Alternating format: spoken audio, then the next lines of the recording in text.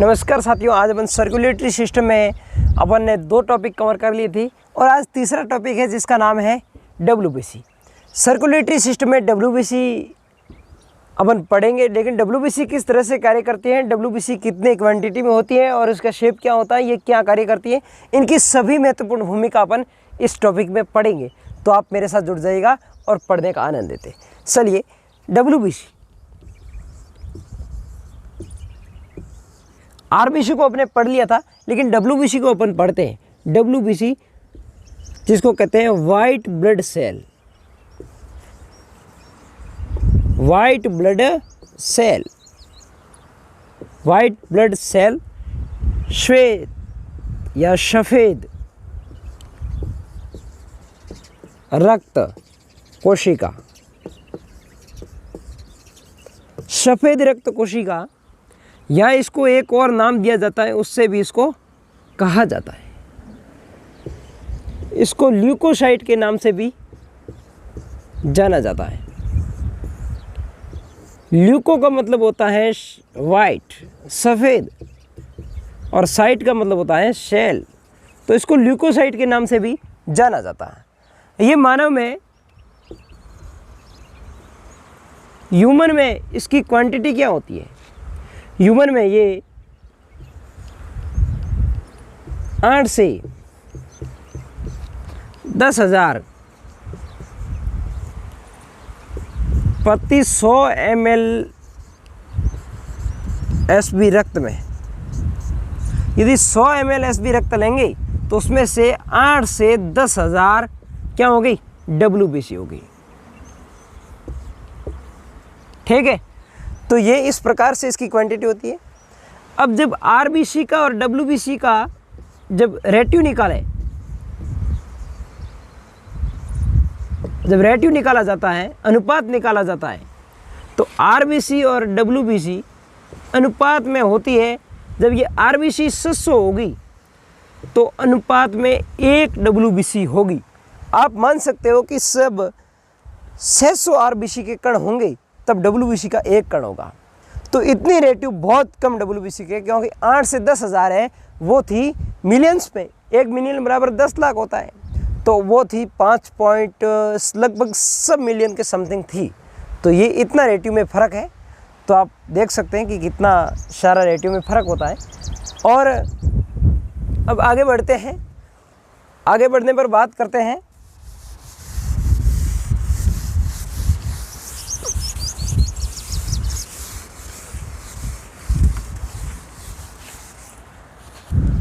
जो ये डब्ल्यूबीसी है, इस डब्ल्यूबीसी में केंद्रक पाया जाता है, लेकिन आरबीसी में केंद्रक नहीं पाया जाता। डब्ल्यूबीसी में केंद्रक पाया जाता है,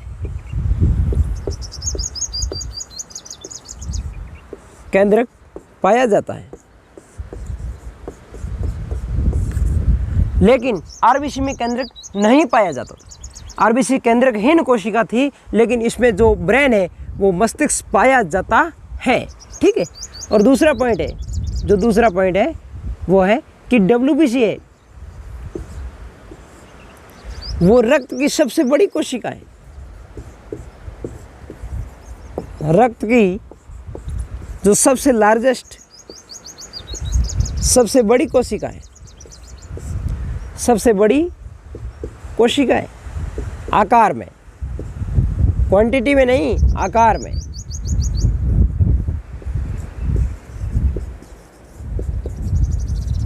आकार में, ठीक है, अब आपको समझ में आई।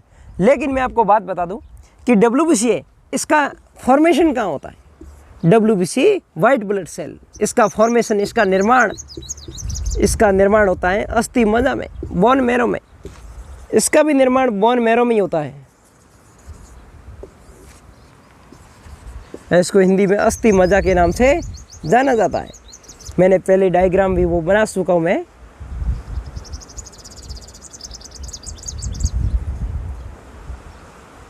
ये 20 वाली जगह है, इसमें हड्डी के 20 वाली जगह ये अस्थि मज्जा है, इसमें इसका फॉर्मेशन होता है। ठीक है, बट आपको इतनी चीज़ों का पता पड़ गया होगा। और मैं आपको बता दूं कि डब्ल्यूबीसी है, इसका फॉर्मेशन तो बोन मैरो में होता है, लेकिन फॉर्मेशन होने के बाद इसका जीवन काल 2 से 4 दिन का ही होता है। 2 से 4 डे का जीवन काल होता है।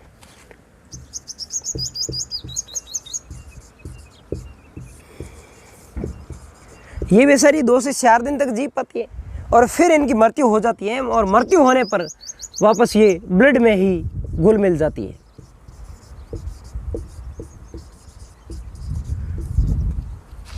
दो से 4 दिन तक जीवित रहती है और जीवन के पश्चात ये ब्लड में ही उसका मृत्यु हो जाता है।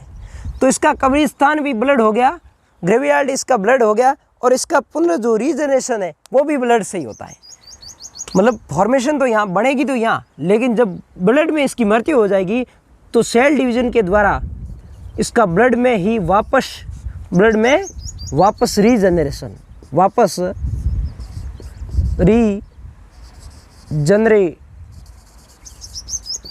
रीजनरेशन वापस इसमें ही ब्लड में ही होगा, वापस पुनः निर्माण भी ब्लड में ही होगा। ठीक है, इतनी आपको चीज़ें समझ में आ गई होगी। अब अपन आगे बढ़ते हैं।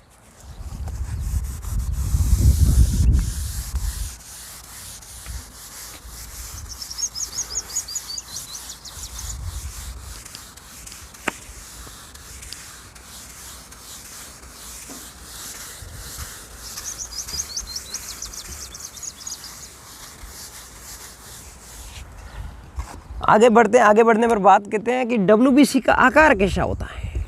WBC का आकार, वो आकार है इसका, वो अमीबी जैसा होता है, अमीबी जैसा।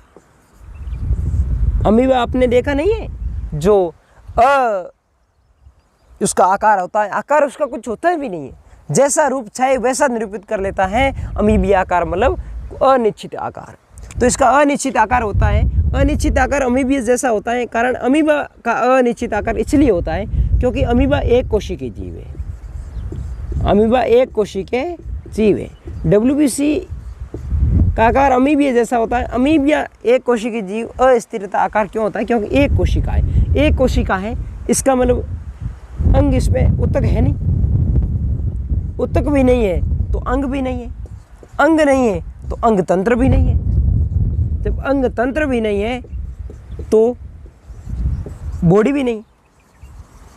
जब मानव में बॉडी भी नहीं होगी, जब सेल एक होगी मानव की, जब नींव की सेल भी एक होगी, कोशिका एक होगी, तो उत्तक बनेंगे नहीं। हमारे उत्तक भी नहीं होते तो अंग भी नहीं बनता, अंग नहीं बनते तो अंग तंत्र नहीं बनते, अंग तंत्र से मिलकर बॉडी बनती, ये भी बॉडी नहीं बनती। तो बॉडी के बिना ये सुसंगठित शरीर विकसित नहीं होता। इसीलिए प्रोटोजोआ अमीबी है वो एक कोशिकीय जीव होने के कारण इसका अनिश्चित आकार होता है। ठीक है, आगे बढ़ते हैं और बात करते हैं।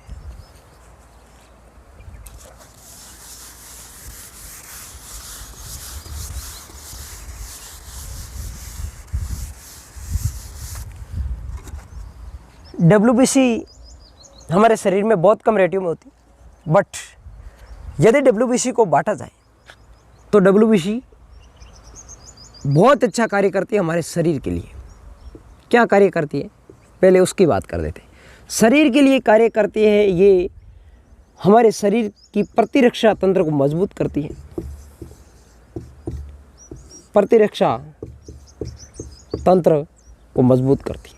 कहने का मतलब ये रोगों से लड़ने के लिए शक्ति प्रदान करती है। रोगों से लड़ती है, रोगों से लड़ती है। हमारा इम्यून सिस्टम मजबूत करती है और ये विषाणु और जीवाणु को मारती है। हमारे शरीर में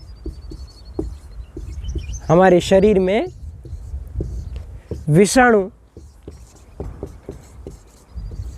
व जीवाणु बैक्टीरिया को किल करती है, मतलब मारती है।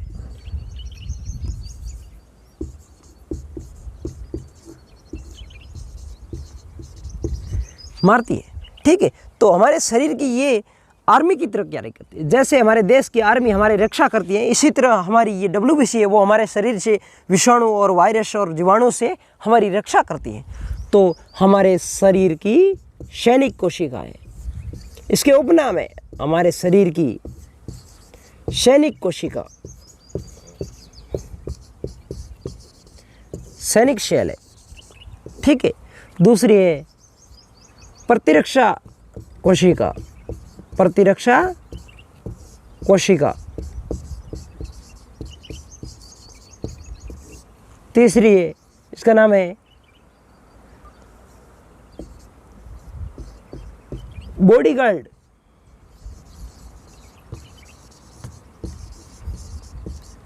बॉडीगार्ड सेल्स, ये इनके उपनाम है। ये हमारे शरीर के लिए बहुत ही अच्छा कार्य करती है। हमारे शरीर में प्रतिरक्षा इम्यून सिस्टम को मजबूत करती है। हमारे जैसे हमारे देश में आर्मी हमारी रक्षा करती है, उसी तरह हमारे शरीर की भी ये आर्मी की तरह सोल्जर सेल्स की तरह काम करती है। ओके, अब आपको समझ में आ गया होगा। अब हम आगे बढ़ते हैं और WBC को दो भागों में डिवाइड करते हैं।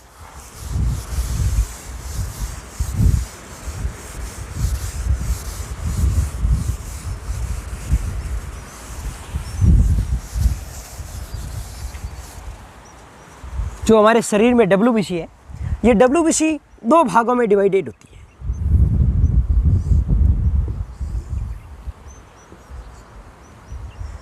पहला भाग है, यह है ग्रेन्युलोसाइट। ग्रेन्युलोसाइट मतलब कणिकामय। और दूसरा है एग्रेन्युलोसाइट,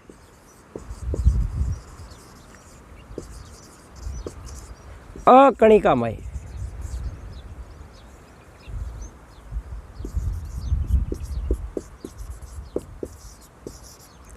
ठीक है, तो ये दो भाग होते हैं WBC के। एक तो होती है ग्रेन्युलोसाइट जिसको कणिकामय कहते हैं, और दूसरी होती है अकणिकामय शेल्स, और ये होती है कणिकामय शेल्स। ठीक है, तो इसमें तीन आती है मुख्य रूप से। पहली होती है बेसोफिल्स, बेसोफिल्स। दूसरी होती है न्यूट्रोफिल्स,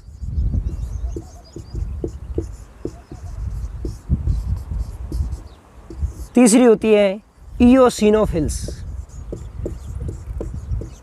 इयोसिनोफिल्स।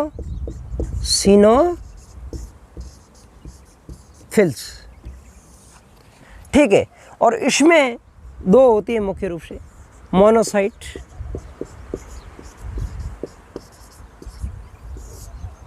और लिम्फोसाइट।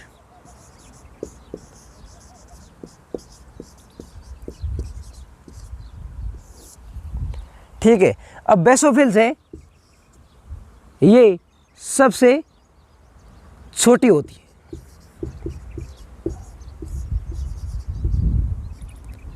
सबसे छोटी मतलब सबसे कम मात्रा में पाई जाती है। छोटी का मतलब सबसे कम मात्रा में पाई जाती है। ठीक है, बट सॉरी, छोटी नहीं, सबसे कम मात्रा में।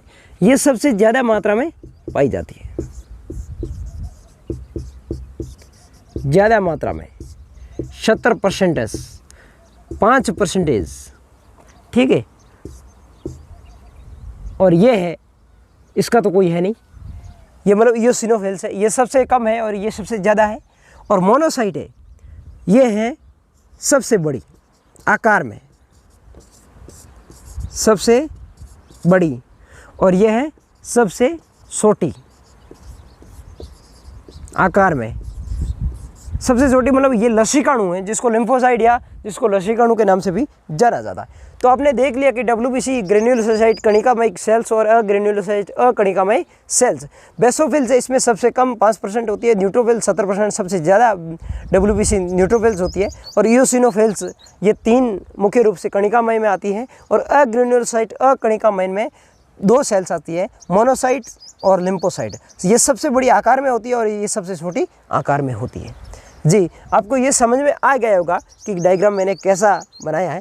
अब आप इसको टाइप कीजिएगा, मैं इसको रफ करके आगे बढ़ते हैं।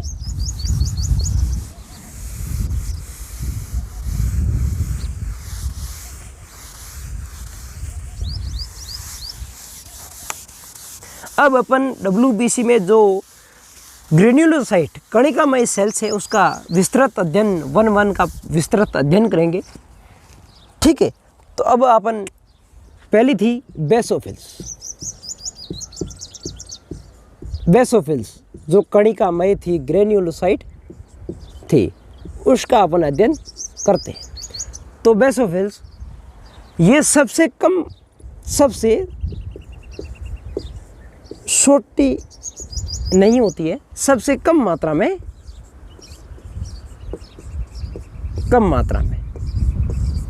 ठीक है, ये सबसे कम मात्रा में लगभग 5%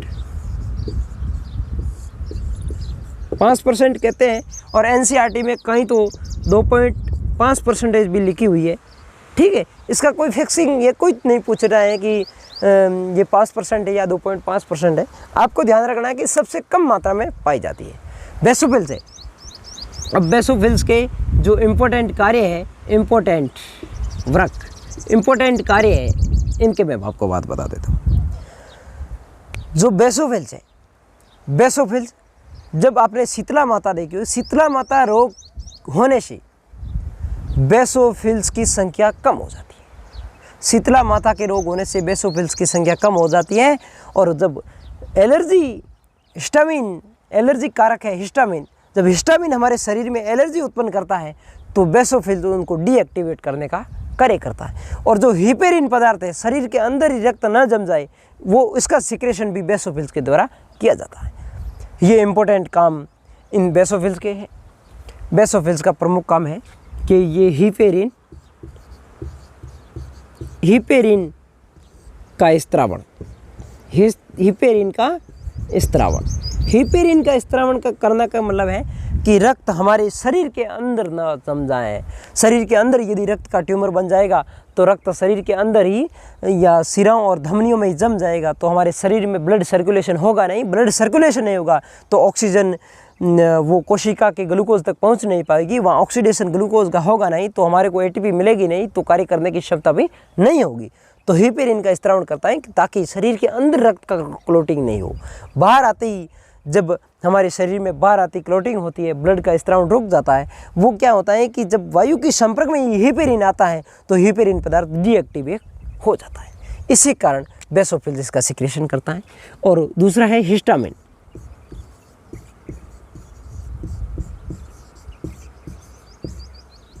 हिस्टामिन ये एलर्जी कारक है, ये एलर्जी को उत्पादित करता है।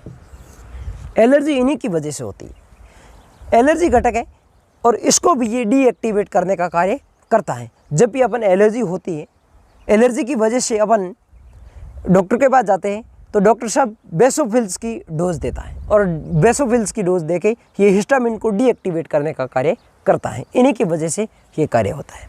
और तीसरा है कि शीतला माता होने पर, चिकन पॉक्स, शीतला माता रोग होने पर, रोग या इसको चिकन पॉक्स कहते हैं, ये होने पर इसकी संख्या कम हो जाती है। ये होने पर बेसोफिल्स की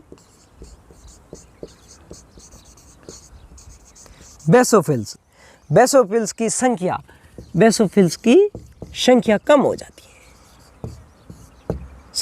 जाती है। अब आपको ध्यान रखना है कि बेसोफिल्स की संख्या कम हो जाती, बट ये नहीं कहें कि बेसोफिल्स कम हो जाने से शीतला माता रोग हो जाता है। आपको कभी भी ध्यान रखना है कि कोई भी रोग ये हमारी कणिका कम होने से कम कभी नहीं होगा। रोग होने पर ये कणिका कम होगी। बेसोफिल्स की संख्या कम होने से रोग शीतला माता नहीं होगा। रोग होने पर शीतला माता रोग हो जाएगा तो बेसोफिल्स की संख्या है वो कम हो जाएगी। बट आपको ध्यान पड़ गया कि बेसोफिल्स की संख्या कम होने से शीतला माता रोग नहीं होता है। आगे बढ़ते हैं। और दूसरी जो डब्ल्यूबीसी है, डब्ल्यूबीसी में जो ग्रेन्युलोसाइट में दूसरी है उसकी बात कर लेते हैं।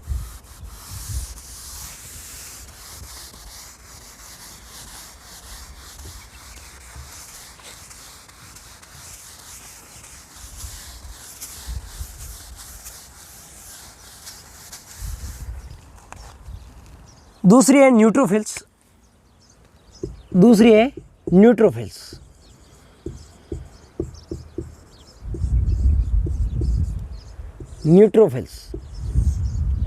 न्यूट्रोफिल्स कोशिका या न्यूट्रोफिल सेल्स कह दो इसको, इसकी बात कर लेते हैं। न्यूट्रोफिल्स हमारे शरीर में सबसे ज़्यादा मात्रा में होती है, डब्ल्यूबीसी में सबसे ज़्यादा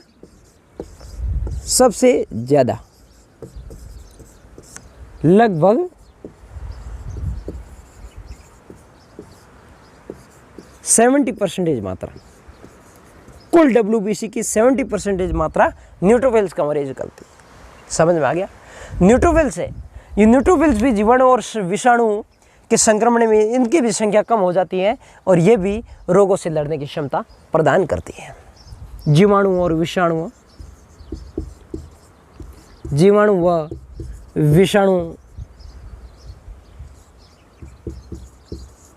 विषाणु का संक्रमण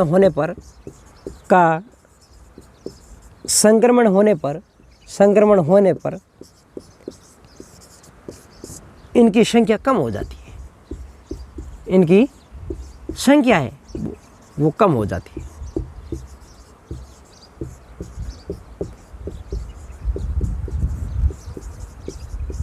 ठीक है, तो ये भी रोगों से लड़ने का कार्य करती है। समझ में आ गया?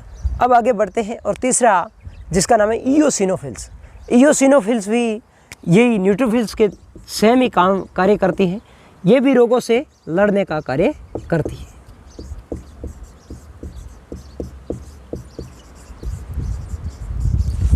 इयोसिनोफिल्स ये भी रोगों से लड़ने का कार्य करती है और जीवाणु और विषाणु का संक्रमण होने पर इनकी भी संख्या कम हो जाती है। ठीक है, कम हो जाती है।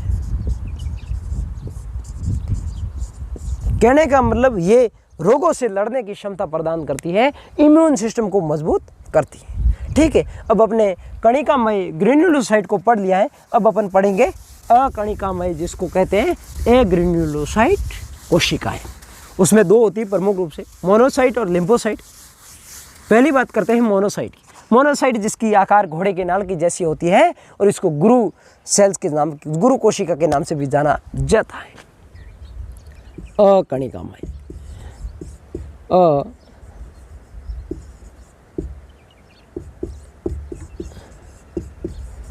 अकणिकामय कोशिका जिसमें पहली है मोनोसाइट। दिस इज मोनोसाइट कोशिका जो आकार में सबसे बड़ी होती है, आकार में सबसे बड़ी। डब्ल्यूबीसी में जो भी ये कोशिकाएं हैं उसमें सबसे बड़ी आकार में ये होती है और सबसे छोटी जो लिम्फोसाइट आगे आएगी। और ये घोड़े के नाल की जैसे, ये घोड़े के नाल के आकार की होती है, आकार की होती है। घोड़े के नाल के आकार के होने का मतलब है कि ये घोड़े के नाल के आकार के होने का मतलब है इनको गुरु सेल्स के नाम से भी जाना जाता है। गुरु कोशिका, डब्ल्यूबीसी की गुरु कोशिका के नाम से भी इनको जाना जाता है, के नाम से इनको जाना जाता है। ठीक है, अब आपको पता पड़ गया होगा कि मोनोसाइट आकार में सबसे बड़ी, घोड़े के नाल के आकार के होने को गुरु कोशिका, गुरु सेल्स के नाम से जाना जाता है। और दूसरी है जिसका नाम है लिम्फोसाइट।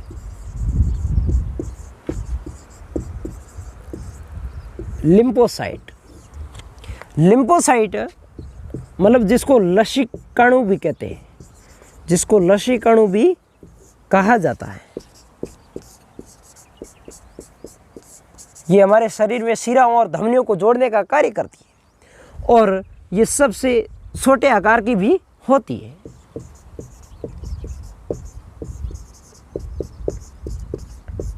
छोटे आकार, शिराओं और धमनियों को जोड़ने का भी कार्य ये लिम्फोसाइट करती है। धमनियों, वेन्स व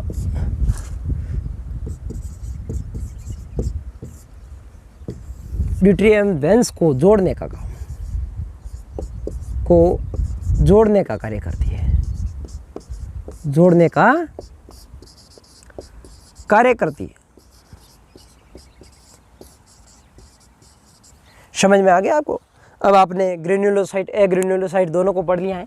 इसकी बहुत सारी कोशिकाएं आपने पढ़ ली हैं और पढ़ने के बाद मैं आपको बताऊंगा कि डब्ल्यूबीसी से कौन कौन से रोग होते हैं और इनको सैनिक कोशिका भी कहा जाता है, क्योंकि इम्यून सिस्टम को मजबूत करती है। इतना आपने पढ़ा। अब अपन पढ़ते हैं कि WBC की कमी से जो होने वाले रोग हैं उनके बारे में विस्तृत जानकारी अपन प्राप्त करेंगे। तो चलते हैं आगे।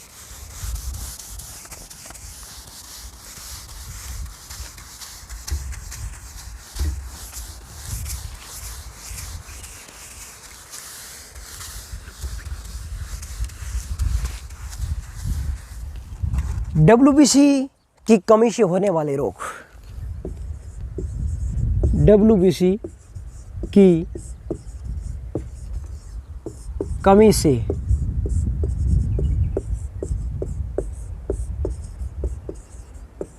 होने वाले रोग, उसमें पहला रोग है ल्यूकेमिया। ल्यूकेमिया, ल्यूकेमिया क्या होता है? ल्यूकेमिया मतलब इसमें क्या होता है कि WBC की संख्या में वृद्धि हो जाती है। जब ल्यूकेमिया रोग होता है तो ल्यूकेमिया रोग में WBC की संख्या में वृद्धि हो जाती है। तो बट मीन्स WBC की संख्या इतनी बढ़ जाती है कि शरीर में इसकी बहुत अधिकता हो जाती है। जब शरीर में WBC आपस में बहुत ज़्यादा हो जाएगी तो आपस में लड़ के ये अध्रुवीय हो जाएगी। जब अध्रुवीय हो जाएगी तो अध्रुवीय होने की वजह से इसमें पोलर बनेंगे नहीं, तो आपस में एक ट्यूमर बना लेगी और ट्यूमर बना के धमनियों और सिराओं में आपस में जम जाएगी। और जब ट्यूमर बन जाएगा तो गांठें बन जाएगी, तो सिराओं और धमनियों के द्वारा रक्त का परिवहन हो नहीं पाएगा। जब ब्लड का सर्कुलेशन नहीं हो पाएगा तो ग्लूकोज का ऑक्सीडेशन नहीं होगा। ये प्रक्रिया ल्यूकेमिया में होती है। WBC की संख्या बढ़ जाती है और मैंने आपको इसकी हिस्ट्री बता दी, बढ़ जाती है। हिस्ट्री बता दी कि कैसा होता है क्या नहीं होता है। ठीक है। अब दूसरी बात है, दूसरा रोग है जिसका नाम है ल्यूकोपीनिया।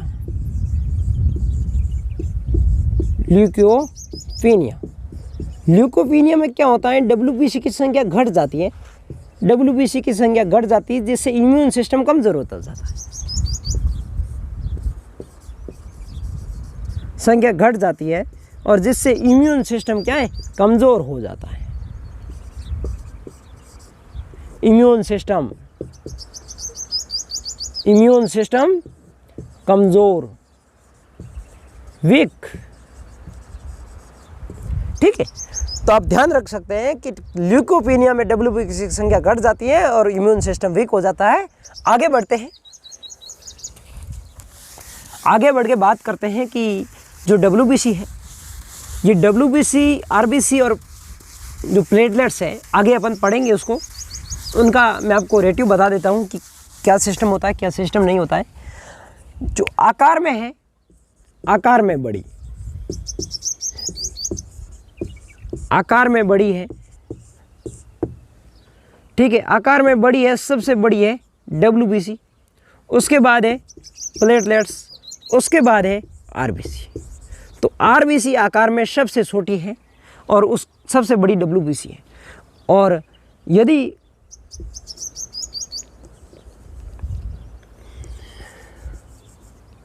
उपस्थिति के आधार पर करें,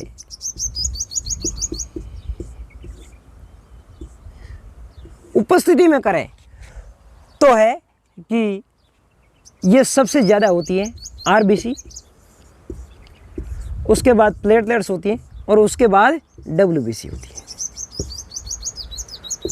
यदि अनुपात में करें तो ये 600 होगी अनुपात, तब ये 40 होगी, तब ये 1 अनुपात होगा। ये इनका रेटियो है, ये इनका रेटियो है।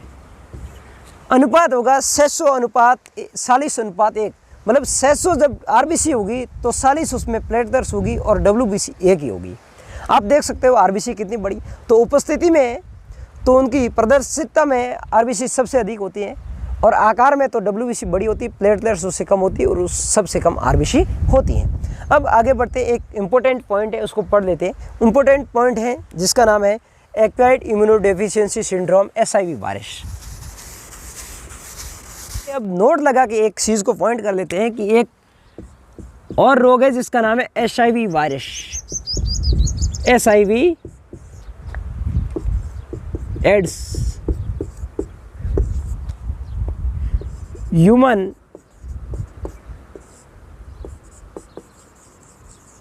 इम्यूनो डेफिशिएंसी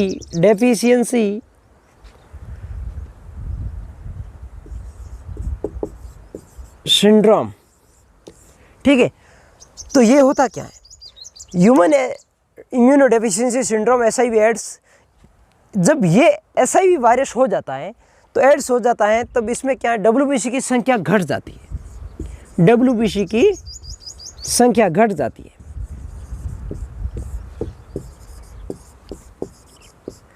बट ताकि ये नहीं होता है कि WBC की संख्या कम होने से HIV एड्स होता है, ये कभी नहीं होता है, क्योंकि WBC की संख्या खान पान में कभी कम हो जाती है, तो बट आपको ये नहीं कहेंगे कि आपको HIV एड्स हो जाएगा कि WBC की संख्या कम हो जाएगी, तो बट HIV एड्स होने की वजह से WBC की संख्या कम हो सकती है। ठीक है, तो ये बात आपने लिख दी। और दूसरी बात आप ये लिख देना कि WBC की संख्या HIV एड्स होने से कम होती है, ना कि WBC की संख्या कम होने से एड्स हो जाता है। अब आगे बढ़ते हैं, HIV human immuno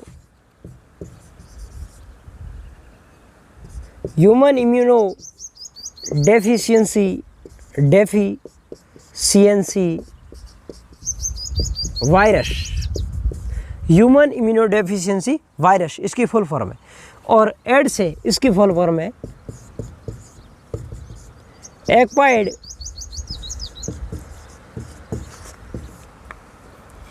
immuno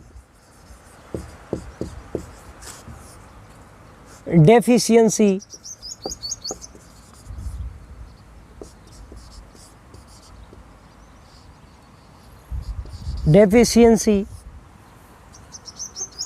syndrome.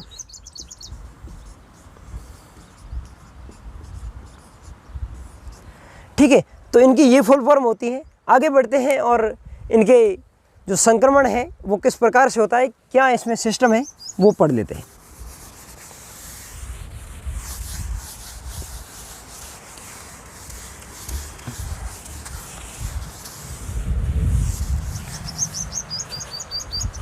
जो HIV वायरस है वो HIV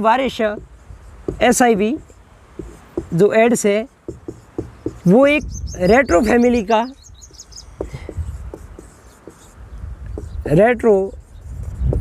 वायरस है, रेट्रो फैमिली का रोग है या वायरस है। ठीक है, तो रेट्रो फैमिली मतलब बाहर की शाही रोग है, ये एक शाही रोग है, शाही डिजीज़ HIV वायरस।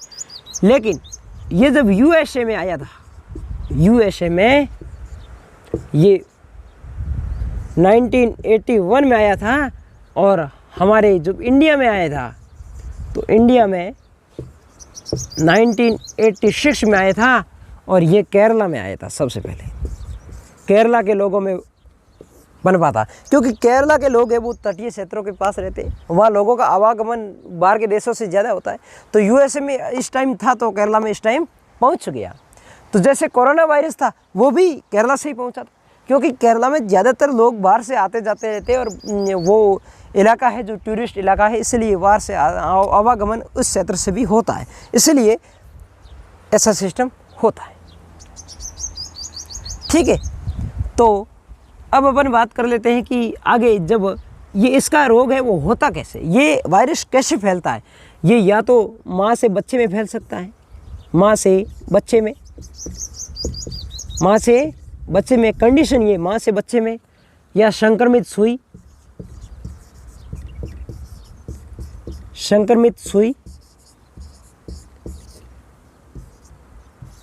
या लैंगिक संबंध से भी हो सकता है। ठीक है, ये ब्लड ट्रांसफ़र इनसे ये रोग हो सकता है, ये 4 कंडीशन है, इनसे ये रोग हो सकता है। ठीक है, तो ये चीज़ें इसमें होती है। और ऐसा भी वायरस, अब इनका इलाज भी, वैसे इनका कोई इलाज फिक्स तो है नहीं, लेकिन एक डोज है, उस डोज का नाम है, मैं आपको बता देता हूँ, उस डोज है एक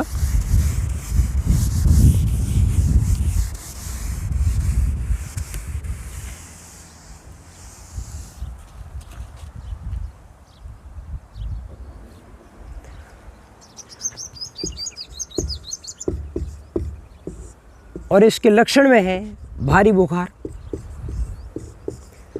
बुखार, सर दर्द, भूख कम लगना, ये इनके लक्षण हैं। और जो इनका एक टेस्ट होता है उस टेस्ट का नाम है एलिजा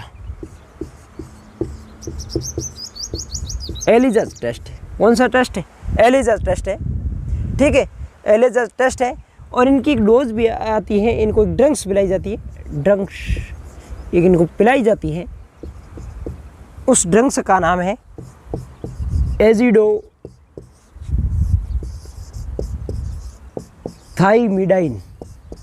एजिडोथाइमिडाइन के नाम से इनको एक ड्रग्स पिलाई जाती है। इस ड्रग के द्वारा ये थोड़े इनका लक्षण है वो कम हो जाता है। वैसे इनका कोई फिक्स इलाज नहीं है कि इनके इलाज से ये सारा जो है ये HIV घट जाएगा, नहीं घटेगा। HIV हो गया उनको नॉर्मल से लक्षण रहते, ठीक है। लेकिन अपना एक बात कर लेते हैं कि ये तो हो गए रोग, अपने रोग पढ़ लिए और रोगों के साथ अपने WBC पूरी कंप्लीट कर ली। लेकिन WBC है कंप्लीट कर ली, अपने एक जो अकणिकामय अपने पढ़ी थी, उसमें दो थी, एक थी लिम्फोसाइट, एक थी मोनोसाइट। वो लिम्फोसाइट और मोनोसाइट,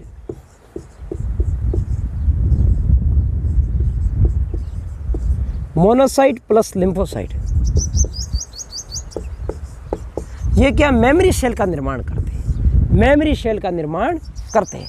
हमारे शरीर में जैसे कोरोना वायरस का अपना टीकाकरण हुआ, वैक्सीनेशन के समय हमारे कोरोना टीकाकरण क्यों दिया गया कि हमारा टीका देने का मतलब है क्योंकि हमारी मस्तिष्क में, ये हमारे शरीर में हमारी मेमोरी सेल बन गई है। मेमोरी सेल बनने का मतलब याददाश्त कोशिका बन चुकी है। अब भी जैसे भी कोरोना अटैक करेगा तो याददाश्त ही है कि कोरोना तू अटैक मत कर, क्योंकि हमारे अंदर इसका इम्यून सिस्टम है और हमारे शरीर उनसे लड़ने की ताकत रखेगी।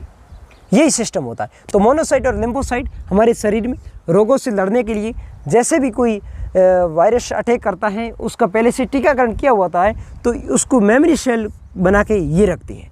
जैसे कोरोना है, कोरोना का वैक्सीनेशन हुआ, वैक्सीनेशन के द्वारा अपने को डोज लगाई गई, लेकिन डोज है वो इन मोनोसाइट और लिम्फोसाइट अपनी याददाश्त रखेगी। क्या रखेगी?